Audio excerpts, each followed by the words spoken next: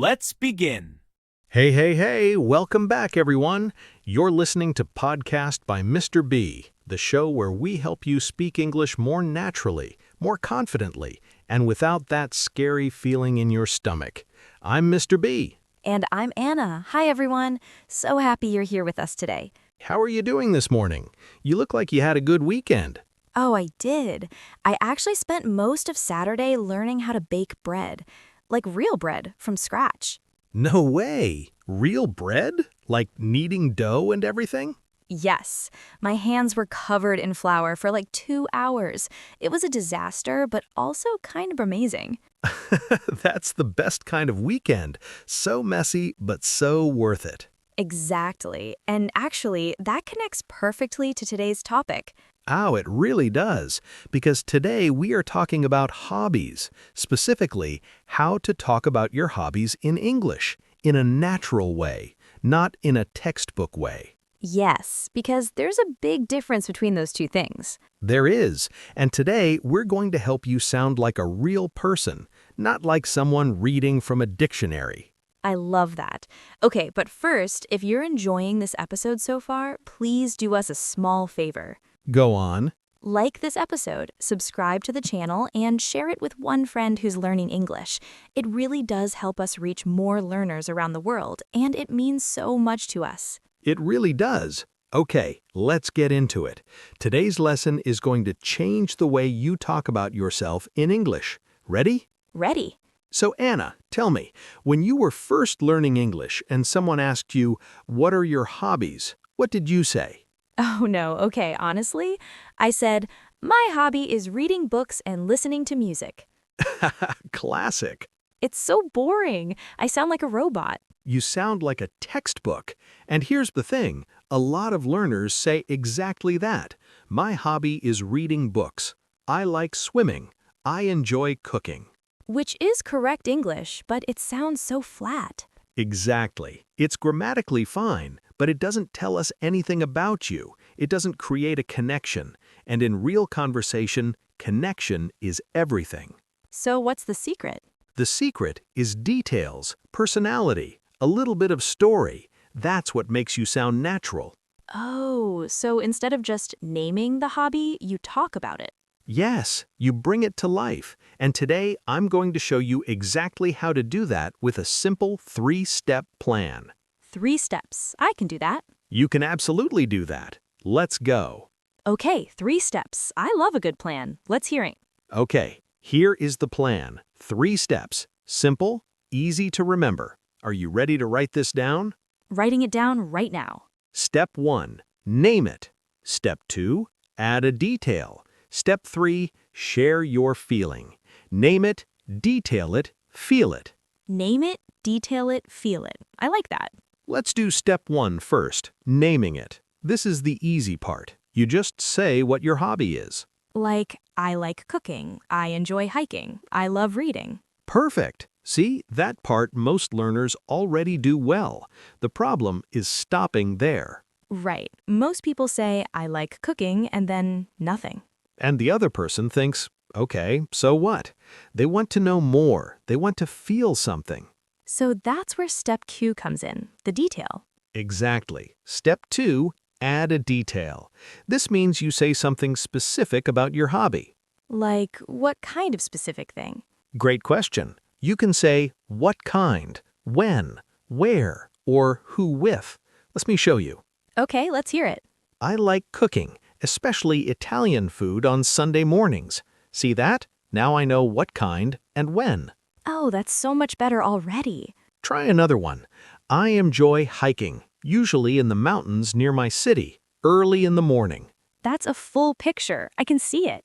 That's exactly the goal. You want the other person to see a picture when you talk. Okay, so name it, add a detail. What's step 3? Step 3, share your feeling. This is the part that makes you sound the most human. Your feeling about the hobby? Yes. Why do you love it? What does it give you? How does it make you feel? Like, it makes me feel calm, or it's a great way to switch off after work. Yes, exactly like that. Those phrases are gold. Okay, so let's put it all together. Can we do one full example? Let's do it. Let's use your bread baking from this weekend. Perfect. Okay, step 1, name it. I love baking bread. Step 2, add a detail. I usually do it on Saturday mornings from scratch. Step 3, share my feeling. It's a bit messy, but it makes me feel so accomplished when I'm done. That is perfect. See how good that sounds? It sounds like a real person. It sounds exactly like a real person. That's the goal. Name it, detail it, feel it. I love that. Can we look at some specific phrases to use? Now, let's look at some really useful phrases. Anna, you ready? Ready. And listeners, this is a great part to repeat out loud with us. Yes, repeat after us. It will help the words stick in your memory. Let's start with phrases for step 1, naming your hobby. Repeat after us. I'm really into... Go ahead, say it. I'm really into photography. I'm really into cooking. Great. Now, I'm passionate about. I'm passionate about music. Very nice. And one thing I love doing is... One thing I love doing is going for long runs. Perfect. Okay, now step 2, adding a detail. Try these phrases. Especially when... I love hiking, especially when the weather is cool. I usually paint in the evenings after work. The best part is... The best part is that I can do it anywhere. And for step 3, sharing your feeling. It makes me feel relaxed and happy. It's a great way to forget about stress. I always feel better after a good workout. These phrases are so natural. They don't sound like textbook English at all. That's the point. Use them in real conversations and people will be impressed. Let's do a quick recap. Name it, detail it, feel it. Name it, detail it, feel it. All right, let's talk about mistakes because knowing what not to say is just as important. Ooh, yes. Mistake number 1? Mistake number 1, being too short. Just saying, I like music, and stopping. No detail, no feeling. How do we fix it? Add something, anything. I like music, especially jazz when I'm trying to focus. See, just one more detail and it's completely different. Mistake number 2, memorized lists. My hobbies are reading, swimming, and cooking. It sounds like you memorized a sentence for a test. Which maybe we did at school. Exactly, and we understand, but in a real conversation, pick one hobby and talk about it well, not 3 hobbies in a list. Quality over quantity. Got it. Mistake number 3, no personality, being too formal, saying, I enjoy the pursuit of physical fitness through recreational running. Nobody talks like that. Nobody. Just say, I love running. It clears my head. Short, real, human. Short and clear. That's your motto, right, Mr. B? Always. Short and clear. You're doing great, everyone. Okay, I think it's time to actually practice now. I'm excited for this part. Okay, practice time. This is the fun part. I'm going to give Anna a question, and she's going to answer using our 3-step plan. Ready, Anna? Ready. Anna, what do you like to do in your free time? Oh, okay. I'm really into photography. I usually go out early in the morning to take photos of the city when it's quiet. It makes me feel like I'm seeing the world in a different way. That was beautiful. Seriously. Did you hear that, everyone? Step 1, I'm really into photography. Step 2, I usually go out early in the morning when the city is quiet. Step 3, it makes me feel like I'm seeing the world differently. It felt natural. Because it is natural. Now, listeners, your turn. Pause the episode, think of one hobby you love, use the 3 steps, say it out loud, name it, detail it, feel it. Go ahead, we'll wait. Pause, practice, then come back. Welcome back. How did it sound? I bet it was great. The more you practice, the more natural it becomes. And if you want more practice, write your answer in the comments. We read every single one. Now, before we wrap up, let's talk confidence, because sometimes the words are right, but the delivery is off. What do you mean by delivery? Your tone of voice, your body language, your energy. These things matter just as much as the words. Okay, so tip number 1? Tip 1. Slow down. A lot of learners speak too fast when they're nervous. Slow down. Take a breath. A pause is not a mistake. A pause makes you sound more confident, actually. Exactly.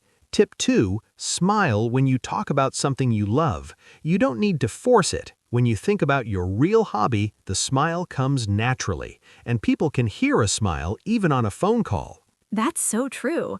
What if you forget a word? Tip 3. Don't panic. Use simple words instead. If you forget the word photography, just say taking pictures. Same meaning, simpler word. Native speakers do this all the time. Nobody uses fancy words every second. Nobody. Simple is always better. And tip 4, use filler phrases to buy yourself time, like, that's a good question, or let me think, or how do I explain this? So you don't freeze and just say nothing. Exactly. Keep the conversation moving. You're doing great. I love these tips. They're so practical. Real English for real conversations. That's what we're here for. Okay, let's wrap this up. Mr. B, what do you want people to remember from today? Great question. Number 1, use the 3-step plan. Name it, detail it, feel it, every time. Name it, detail it, feel it. Got it. Number 2, don't just list your hobbies. Choose one and talk about it. Say something real. Quality, not quantity. Number 3, use those key phrases. I'm really into, especially when, it makes me feel. These phrases are your best friends. And number 4, be confident. Slow down, smile, use simple words when you need to. That's it. 4 reminders. And the big one, the 3 steps. Name it, detail it, feel it. Say it with us one more time, everyone. Name it, detail it, feel it. Name it, detail it, feel it. Before we go, we have a challenge for you. Ooh, yes. We want to hear from you. Here is your challenge question for today. What is one hobby you love and why does it make you feel good? Use the 3 steps. Name it, add a detail, share your feeling. Write your answer in the comments below. I promise we read every single comment and I will reply personally, so please share your answer. We want to hear from you. And if you haven't subscribed yet, please do. Hit that subscribe button and the bell so you never miss a new episode. New episodes every week. Real English, real conversations, real progress.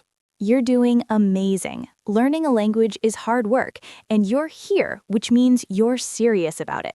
That's a great goal. Keep going. We'll be here cheering you on. See you in the next episode.